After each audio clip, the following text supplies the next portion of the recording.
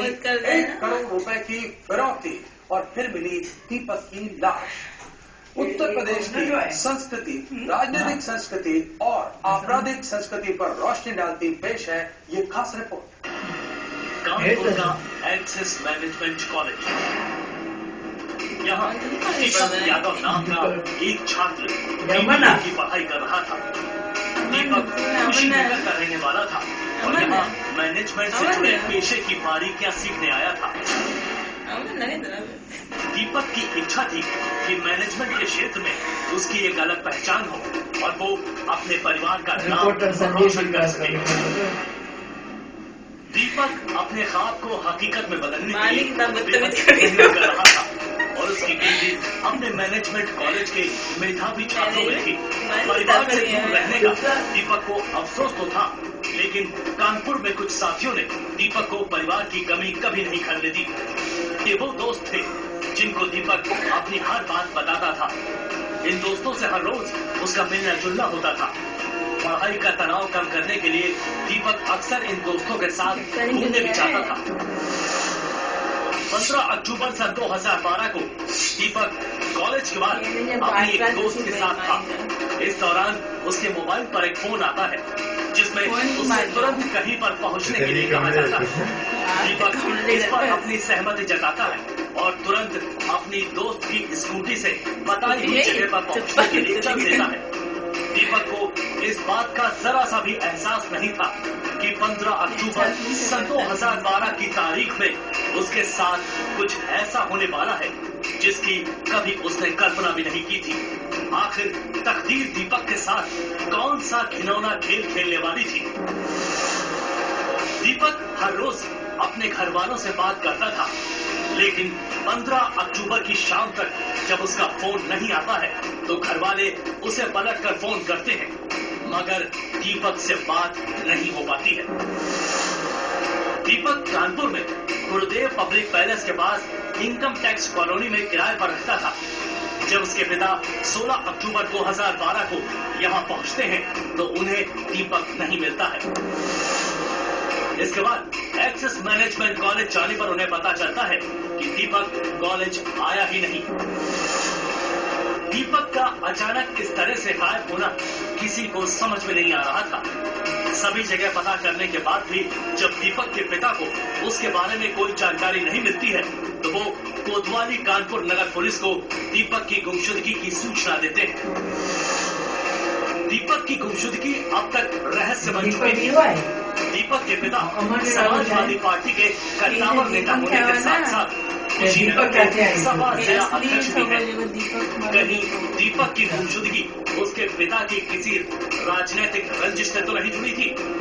कानपुर से अचानक लापता हुए दीपक की गुमशुदगी के कारण कुशीनगर से तो नहीं जुड़े हुए थे।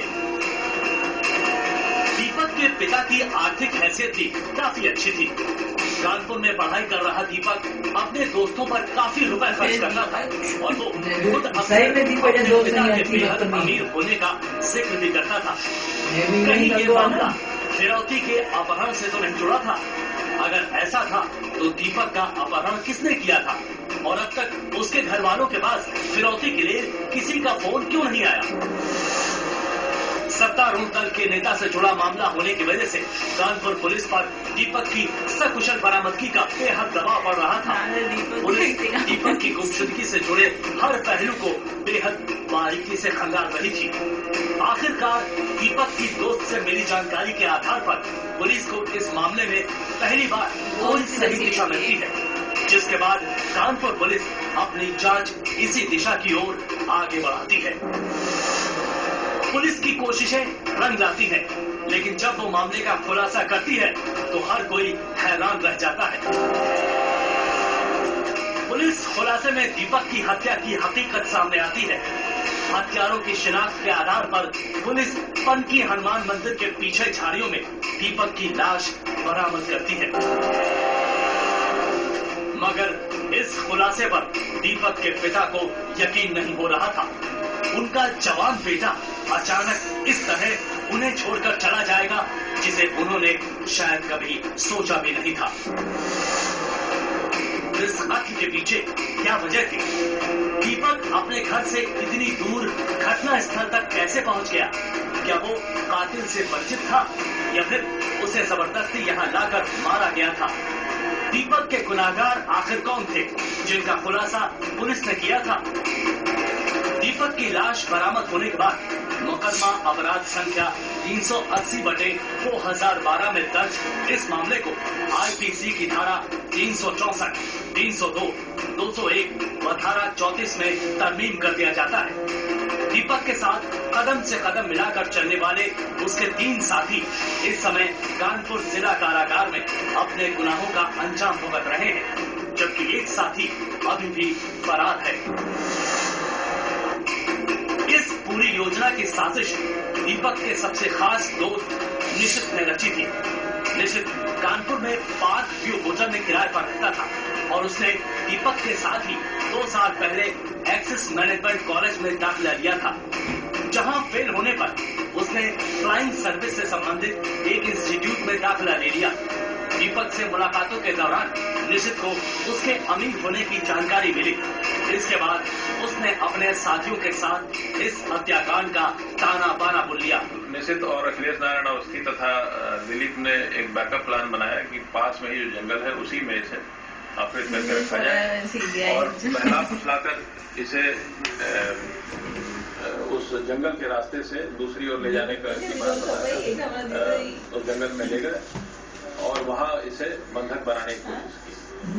दीपक यादव ने रिक्वेस्ट किया, जिस पर निशित, अखिलेश तथा अन्य इसके साथियों ने इससे पहले इसके सर पर प्रहार किया, इसके गले को कसने की कोशिश की और अंत में चाकू से दीपक यादव के गले को रेत दिया, जिससे दीपक यादव की मृत्यु हो गई। दीपक की हत्या का राज फाश होने के बाद उसके दोस्तों का चेहरा बेनकाब हो चुका है। दीपक के दोस्तों ने दोस्ती जैसे बेहद पवित्र रिश्ते को ही कलंकित करने का काम किया है। ये वो दोस्त हैं जिन पर दीपक खुद से ज्यादा एतबार करता था। दीपक का दोस्तों कहानी सही में अमनदीप जी जो भी दोस्तन जाए रहा थी षड्यंत्र भरी नजरों इनको वॾा और उन्हनि खे पंहिंजी अमीरी जो ॾाढो लोभ ॾेखारे थो कनि। अगर आप भी अपने आसपास घट रहे किसी अपराध को दास्तान-ए-जुर्म में देखना चाहते हैं तो उठाइए अपना मोबाइल फोन, मैसेज बोर्ड में जाइए, टाइप कीजिए DE